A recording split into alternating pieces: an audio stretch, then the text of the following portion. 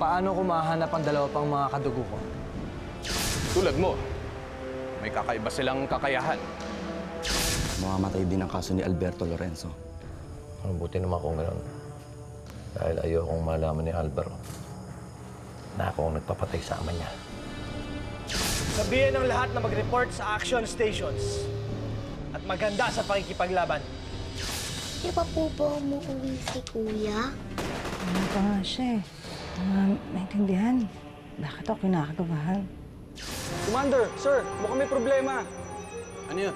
May isang batalyon ng Kumaship ang parating. Ano nangyayari? Mukhang nagpadala pa sila ng mga reinforcement.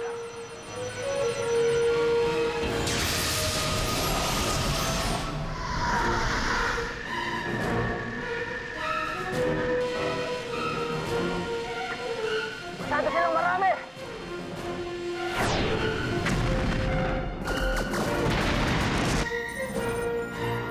Isa na naman tayong fighter ship na sumabog.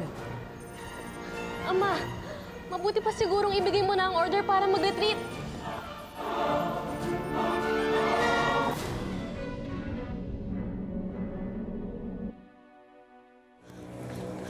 Ate!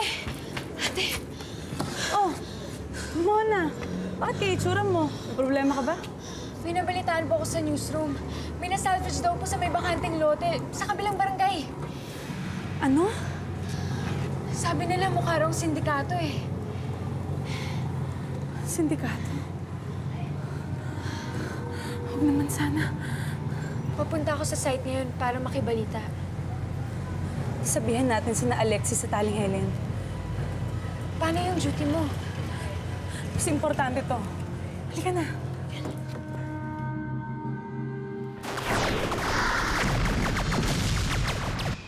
Malapit nang maubos ang spaceship ng Galactic Force. Kuma Fighters, siguraduhin yung wala nang matitira sa spaceship ng Galactic Force. Pasabugin nyo lahat, lalo na kay Galyan!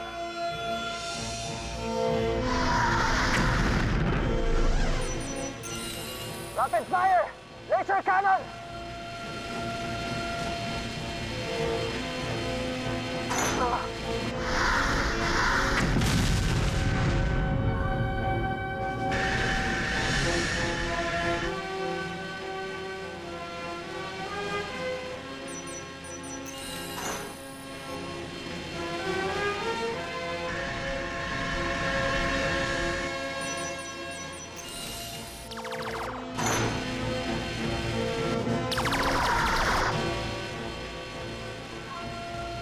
Hindi sila nauubos! Marami nang nawalang fighter ships. Hindi na natin kakayanan ang laban na ito.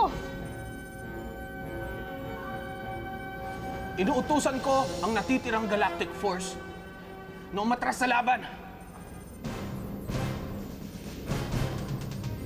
Ano? Umatras na kayo, Galyan. Hindi tayo pwedeng sumuko. Hindi lahat ng pag-atras, ibig sabihin ay ang pagsuko. Galyan, bilang commander mo, sundin mo ang inuutos ko. Utang na loob, Galyan. Umatras ka na!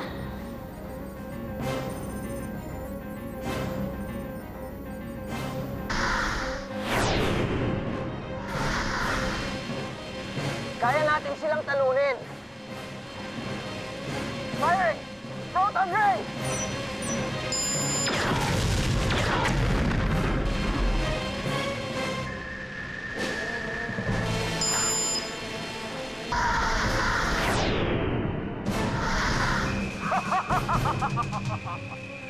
Yan nga!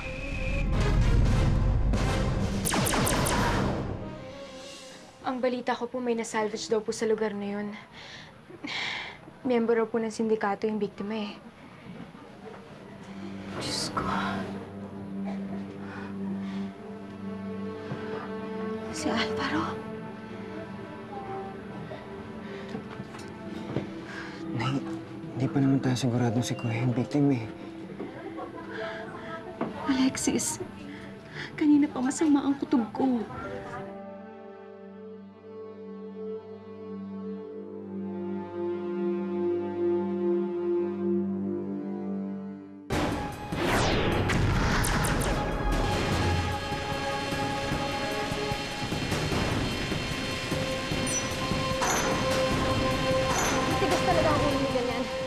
gagawin natin?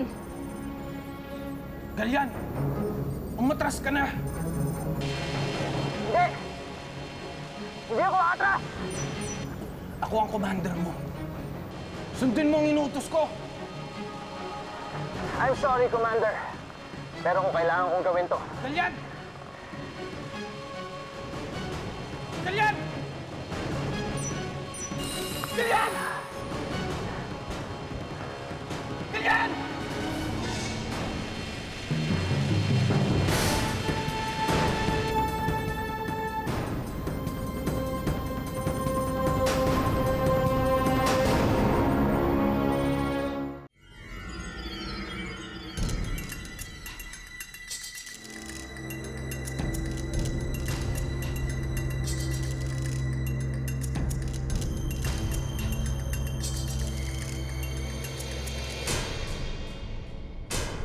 Renzo, anong ginagawa mo dito? Wala ka naman duty, ha? Gusto ko lang malaman kung anong nangyayari. Wala ka nang pakialam dun. Thor, kanina pa kasi namin hinahanap si Alvaro. Bakit? Iniisip niya ba na siya ang biktima? Hindi malayo yun. Dahil nabalitaan namin na miyembro ng isang sindikato ang biktima. Bakit hindi niyo alam? Walang bangkay? May dugo, pero walang bangkay. Walang bangkay, kaya walang krimen. Tara! Umalis na tayo dito. Nag-aaksaya lang tayo ng oras dito, eh. Anong gagawin natin, Ama? Baka mapahamak si Galyan. Binigay ko ng order para umatras. Kung ayaw niyang sumunod, wala na tayong magagawa. Pero, Ama...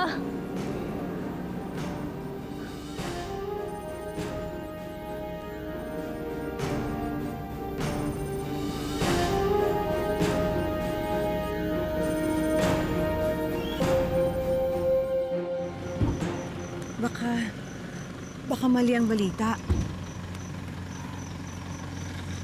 Walang salvage talaga naganap dito. May mga nakausap po ko, nakatira malapit dito eh. Sabi po nila may mga narinig po silang mga putukan. Baka walang kinalaman si Alvaro dito. Mabuti pa, umuwi na tayo. Baka naghihintay si Alvaro sa bahay. Baka umuwi na rin yun. Tayo na po.